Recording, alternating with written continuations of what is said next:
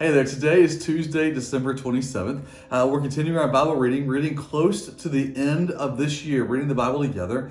Next year, we'll be reading the New Testament together. Hopefully, you're already planning to do so, and that this year has been an encouragement so much that you're ready to dive into a new challenge together. If you look at all the chapters in the New Testament, you find there are 260 of them. If you look at all the days in a year, Monday through Friday, there are 260 of those. It works out perfectly, syncs up with no problem. And so next year, we are going to read one chapter in the New Testament every single day as we travel through. We're also going to ask you to underline or to highlight or to circle some key phrases and words in the Bible as you read them. Maybe even write some little things in the margins, little notes that are in there as well. And as we do that, you're going to have 3 questions a day to answer. Number 1, what do I learn about God in this chapter? Number 2, what do I learn about people? And number 3, what is a possible next step for me to take? Step 4, we're going to ask you to join us for this video every day. We're going to have a Bible video every day. We're also going to turn it into a podcast so you can listen along. At the end of that video, as we talk about the key phrases, answer the 3 questions together, we're going to read the entire chapter. So if you don't have time to read, or you're on the go, or you're driving, you can listen to the chapter being read by one of our staff or one of our elders here at the church.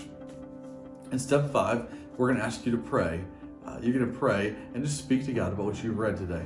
That's for next year. That's going to happen in 2023. We're going to hit the ground running the first Monday of January with that. I hope you'll tune in and be a part of that journey as well. We'll talk about that each day the rest of this year. I'm going to remind you about that coming up. But today, for Tuesday, December 27th, the reading is in Job 31 through 33, Psalm 102, and Revelation 19. As I look here at Job chapter 31, the first verse is one that jumps out at me immediately. It's one I first learned many, many years ago when I was struggling, as many young guys and young ladies do, with the things that our eyes see, the lusts, the temptations of the world. This is a struggle I dealt with for a long time. Right? And in Job 31, verse 1, he says, I made a covenant with my eyes, not to look lustfully at a young woman. And then he goes on, he keeps talking about how the way that we live and the things that we do. But right there he says this, I made a covenant with my eyes. I made a promise with my eyes. I made an agreement with my eyes that I would not look at a young lady this way. This Job, and a guy is saying these words here. It could easily be a lady speaking about young men, the same kind of a thing. We speak about this because the world we live in is a constant barrage of images, of temptations, of opportunities. It's a constant attack of temptations and of things that are all around us, that we see all these things, these sights, these sounds, these people. And let's be honest for a second. If I can be very real for a second, when God made men and women, he made men and women to be attractive to each other. He made us perfectly in his image in the beginning. Sin corrupted all that and took what was beautiful and pure and twisted it into tempting and sinful, and all these things happen. And I can't tell you how many people I know that have fallen in life.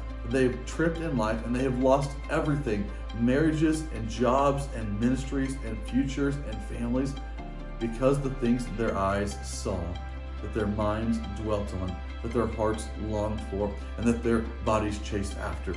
These things trip up and destroy lives. Job says, I made a promise with my eyes that I would not look lustfully at things. I was told many years ago, this is as simple as making a promise with my eyes, that when I see something that is beautiful, I just instead of lusting on that thing, I bounce my eyes to the next thing. It's okay to say, that is beautiful and that's good and God's great. But if I dwell on it and I long for it, then I sin. I want to encourage you, if there is any part of your life that is fallen into the trap, the temptation of pornography or inappropriate sexual contact, or anything that we consider outside the boundaries of marriage the way God laid it out, I want to encourage you that what you are dealing with and what you are wrestling with and you are dabbling with has the potential to destroy your ministry, your marriage, your life, your family, and everything in your future. And so if you are, I want to offer an invitation to you. Reach out, send a message, send an email. My personal email is Adam, A-D-A-M, @cccj.church. Send me an email. Get a hold of me. Contact me through Facebook if I'm out there. Send our church an email. I would love to help you, to walk with you, to listen, to give advice, to pray with you, so that you can come to the same point that Job came to in Job 31, verse 1. I made a covenant with my eyes. I will not do that. I would love to help you find that same spot. And so today, if you've been wrestling, struggling, tripping, and failing, then today take a next step by reaching out, asking for help, and leaning in and letting others surround you with support so that you can have a different future than what the enemy wants for you. Until we see you again, you are sent.